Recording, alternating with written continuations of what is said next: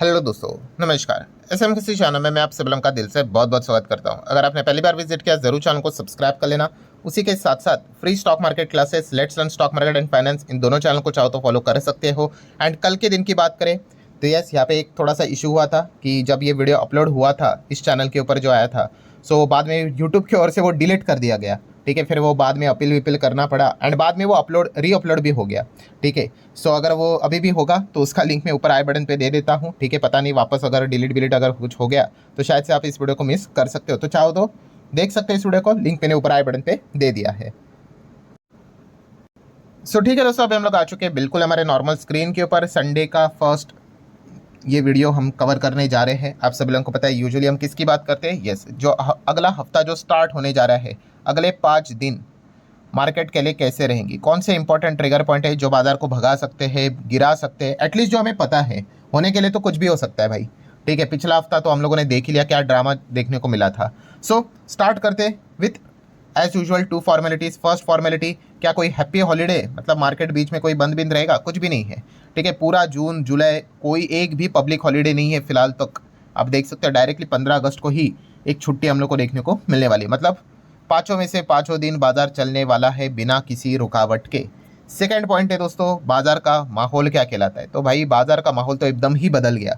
ठीक है, अगर हम फ्राइडे के दिन की बात करें तो मार्केट डाउन था, मोर देन 0.5% आप यहाँ पे कह सकते हो। ठीक है, बट अब 5 दिन का परफॉर्मेंस देखोगे, 5 दिन में मार्केट 1.5% तक डाउन आ गया। अब ये पूरे 5 दिन तो बोलना नहीं चाहिए, 5 दिन मतलब जो कोई भी हफ्ता रहता है वो 7 दिन का होता है, बट मार्केट तो 5 ही दिन चलता है। ठीक है, मंडे टू फ्राइडे। सो इसमें आप देख सकते हो एक्चुअल में जो परफॉर्मेंस रहा है, पहले 3 दिन तक तो मार्केट काफ़ी अच्छा रहा, 25 के ऊपर चल रहे थे। फिर 2 दिन ऐसा कुछ हो गया जिसके चलते देखो बियर वालों के पास ये सबसे बड़ा एडवांटेज होता है, एक नेगेटिव खबर और इम्पैक्ट देखिए कितना ब्रूटल रहता है। और हमें ऊपर जाना है बुल वालों को, तो इतना मेहनत कर कर करके मार्केट को ऊपर लाना पड़ता है। ठीक है, इसलिए बोली जाती है बात कौन सी, कि अगर आप इन्वेस्टर हो तो आप इन्वेस्टमेंट कीजिए। इन्वेस्टर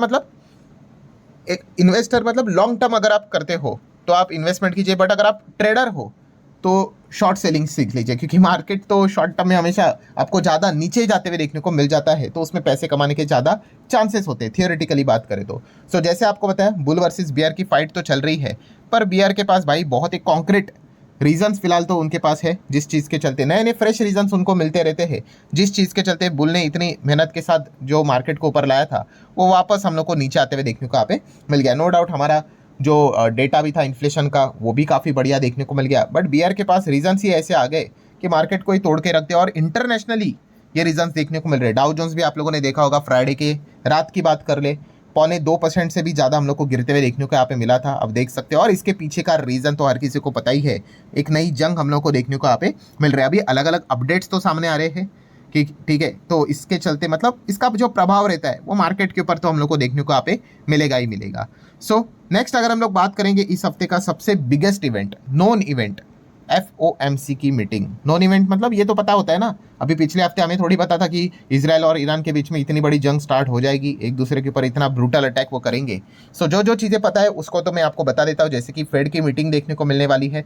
लास्ट टाइम की अगर बात कर ले तो रेट देख सकते हो 4.5 4.5 4.5, मतलब कोई भी बदलाव नहीं किया था। 7 मई की मीटिंग के आउटकम की मैं बात कर रहा हूँ, और लगातार आप देख सकते हो 1 2 3 4 मीटिंग हो गए भाई, फेड ने कोई रेट कट नहीं किया। इसके पहले का जो रेट कट हुआ था वो आप देख सकते हो, वो दिसंबर में ही हम लोग को देखने को मिला था। मतलब 4.75 से रेट कट करके, मतलब 25 बेसिस पॉइंट का कट करके 4.50 हुआ था। उसके बाद तो कुछ बदलाव ही नहीं हुआ। मतलब आप कह सकते हो कि करंट जो ईयर चल रहा है कैलेंडर 2025 में, अभी तक एक भी रेट हम लोग को कट होते हुए देखने को नहीं मिला है, कोई बदलाव नहीं हुआ है अमेरिका की बात करें तो। ठीक है, मतलब आप कह सकते हो 50% ये साल खत्म हो गया 2025, और कोई भी रेट में बदलाव यहाँ पे नहीं आया है। सो 18 जून की अगर हम लोग बात कर ले, 18 तारीख की बात कर ले, क्या यहाँ पे 4.50 के बदले 4.25 होगा तो भाई 25 बेसिस पॉइंट का ही होगा, 50 तो देखने की बात भी नहीं है। ठीक है, वो भी रो रो कर अगर हुआ तो। ठीक है, तो इस सवाल का जवाब हम लोग को 18 जून लेट नाइट देखने को यहाँ पे मिल जाएगा। अभी देखा गया तो इन्फ्लेशन तो भाई एकदम ही जैसे फेड चाह रहा था वैसे ही है, 2% ही चाह रहे थे ना, तो 2% के आसपास ही चल रहा है। रिसेंटली भी देखा था अनुमान के मुताबिक और कम हो गया, 2.5 एक्सपेक्टेड था, 2.4 अभी 11 जून को ही देखा था। इसके पहले के भी इन्फ्लेशन 1 2 3 4 जितना भी अनुमान फोरकास्टिंग था उससे कम ही देखने को मिल गया। मतलब अभी और चाहिए क्या? ठीक है, इतना कमाल का परफॉर्मेंस हम लोग को देखने को यहाँ पे मिल चुका है। सो अब सब कुछ पॉवेल जी एंड फेड के जो मेंबर्स, एफओएमसी मीटिंग कमेटी जो भी कुछ रहेगा, उनके हाथों में चीज़ें देखने को यहाँ पे मिल रही है। सो क्या वो रेट कट करेंगे नहीं करेंगे वो देखने वाली बात है। एंड इस चीज़ को लेकर अभी तो भरपूर घमासान होने वाला है। अगर इस वक्त रेट कट नहीं हुआ तो फिर ट्रम्प एंड पॉवेल जी की जो लड़ाई है वो और भी ज़्यादा ब्रूटल होते हुए देखने को मिलेगी, क्योंकि सिचुएशन देखा गया तो रेट कट से रिलेटेड 25 के रेट कट का कोई दिक्कत तो यहाँ पे है नहीं। बट फिर भी पॉवेल का भी सबसे बड़ा प्रॉब्लम क्या है, वो डरते क्यों है कि ट्रम्प ये टैरिफ का खेल खेलते हैं। एंड अगर टैरिफ भयंकर बढ़ा दिया, ठीक है, तो अमेरिका में जो महंगाई है वो तो आसमान छू जाएगी। ठीक है, तो ये एक चीज़ देखने को मिले। और ट्रम्प मतलब पॉवेल जी की बात कर ले, उनके पास अभी एक बढ़िया रीज़न भी मिल गया। कौन सा? वॉर वाला। ठीक है, वॉर के चलते भाई क्रूड तो हर किसी को इम्पैक्ट करवाता है, तो क्रूड बढ़ेगा तो भाई इन्फ्लेशन बढ़ने के खतरे रहते ही रहते हैं। एंड अगर ऐसा हुआ, ठीक है, तो फिर वापस अपने स्पीच में पॉवेल जी बोल सकते हैं रेट कट नहीं हुआ भाई, सेम ही रेट रख रहे हैं, न्यूट्रल ही चल रहे हैं, कोई बदलाव नहीं। एंड बोलेंगे जियोपॉलिटिकली ऐसे वैसे रीजंस। तो इस चीज़ के चलते दोस्तों इस हफ्ते ये काफ़ी हमें बड़ा ड्रामा देखने को मिलने वाला है अमेरिकन मार्केट में। एंड इसका इंपैक्ट पूरे दुनिया पे बाद में आ ही जाएगा। देन ट्रम्प के टैरिफ की बात कर ले, अलग अलग अपडेट आ रहे हैं। जैसे कि पिछले हफ्ते हम लोगों ने देख लिया, ट्रम्प ने एक नई बात बोल दी अपनी ही साइड से। क्या बोल दी उन्होंने? कि अभी वो एक ट्रेड लेटर निकालने वाले हैं, ठीक है, और वो सबको भेजने वाले। भाई टिकट और लिमिट लेना है तो लो, वरना आगे बढ़ो, इस प्रकार की चीज़ें वो बताने की कोशिश कर रहे हैं। ठीक है, मतलब सिमिलर वे जैसे कि उन्होंने 2 अप्रैल अपनी साइड से एक वो बोर्ड लेकर आए थे कौन कौन से देश के ऊपर कितना टैरिफ लगेगा, वैसा ही कुछ ट्रेंड वो यहाँ पे वापस करने वाले हैं। ठीक है, अभी वो दबाव नीति इस्तेमाल करेंगे बाकी देश को निगोसिएशन में लाने के लिए। तो देख ही लेते भाई, इस इंसान का कोई हम भरोसा तो यहाँ पे कर नहीं सकते एग्जैक्टली आगे क्या होगा। इंपॉर्टेंट चीज़ यही है कि एक्चुअल में 8-9 जून को जुलाई को जो अगली डेट हम लोग को ट्रम्प टैरिफ से रिलेटेड जो एक्सटेंशन था वो खत्म हो जाएगा 90 दिन का। तो क्या वो और एक्सटेंड होगा, इसके ऊपर क्वेश्चन मार्क है। सो ट्रम्प के चलते तो भाई ये क्वेश्चन मार्क बढ़ते ही जा रहे हैं। देन ट्रम्प वर्सेस चाइना, ये भी चल ही रहा है, आप सब लोगों को पता ही है। बीच बीच में अच्छी खबरें आती है, बुरी खबरें आती है। मतलब क्या है, ब्रॉड लेवल पे अगर आप देखोगे ना, मार्केट एक्चुअल में फंसा हुआ है। ठीक है, एकदम एक तरफा कोई बहुत बड़ी रैली नहीं आ रही है, और ना ही फिलहाल एकदम नीचे भी डीप जा रहा है, नहीं, एकदम एक ही रेंज पे फंसा हुआ है हमारे मार्केट की बात करें तो। देन हमारे साथ भी पंगे इनके आपको पता ही है, डील होगा नहीं होगा, अलग अलग खबरें यहाँ पे आते रहते हैं। मतलब इन शॉर्ट क्या, अनसर्टेनिटी, बहुत हायर लेवल की अनसर्टेनिटी देखने को मिले। और अनसर्टेनिटी में पैसा कमाना बुल वालों के लिए काफ़ी मुश्किल हो जाता है। ठीक है, इतनी ज़्यादा अनसर्टेनिटी है कि इधर कोई किसी के ऊपर बम फेंक रहा है, वॉर चल रही है। ठीक है, देन इधर ट्रम्प कभी चाइना के साथ पंगे ले रहे हैं, ठीक है, यूरोपियन यूनियन कंट्रीज़ के साथ पंगे ले रहे हैं, हमारे साथ उनका इश्यूज़ देखने को मिल रहा है। बहुत कुछ चीज़ें चलते हुए देखने को यहाँ पे मिल रही है। इस चीज़ को लेकर चाइना ने क्या किया था, रेयर अर्थ मेटल को लेकर एक्सपोर्ट कर्व कर दिया था। तो बहुत कुछ दिक्कतें देखने को मिल रही है। तो ऐसे माहौल में समझ में नहीं आता कि एग्जैक्टली मार्केट कौन सी दिशा यहाँ पे पकड़ लेगा। फिर जैसे जैसे खबर आती है वैसे बाजार में वो हम लोग को एक आगे पीछे चीज़ें होते हुए देखने को मिल जाती है।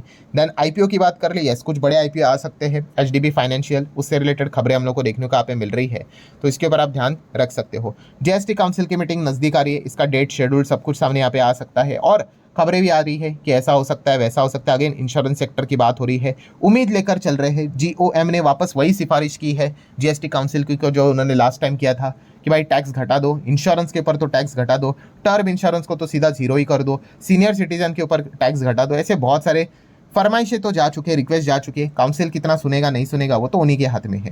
देन सबसे बड़ा प्रॉब्लम क्रूड, हमारा आप सभी लोगों को पता है हमारा मार्केट गिरता क्यों है। क्रूड बढ़ेगा तो भाई हमारा मार्केट गिरेगा ही गिरेगा। आप देख सकते हो 7-8% की जंप, एकदम एक चुटकी में जंप आ गई, इतना ज़बरदस्त क्रूड बढ़ गया। ठीक है, मतलब वॉर जैसी स्थिति आप समझ सकते हो, मिडल ईस्ट में डिस्टर्बेंस क्रूड को एकदम भड़का देता है। और अगर स्थिति ऐसी ही चलती रही, ठीक है, तो और भी कहानी हम लोगों को खराब होते हुए देखने को यहाँ पे मिल सकती है। नेक्स्ट बात करेंगे गोल्ड। गोल्ड के रेट्स बढ़ेंगे ही बढ़ेंगे, जितना ज़्यादा डिस्टर्बेंस उतना ज़्यादा गोल्ड में तो अच्छी तेज़ी देखने को मिल जाती है। 1,02,400 तक कुछ शहरों में हम लोग को सिटीज़ में गोल्ड जाते हुए देखने को यहाँ पे मिल चुका है। कल के दिन भी मैंने एक वीडियो कवर किया था, आप सभी लोगों ने देखा ही होगा। ठीक है, कि ये फिलहाल की सिचुएशन कौन से कंपनीज बिजनेस को बेनिफिट देगा।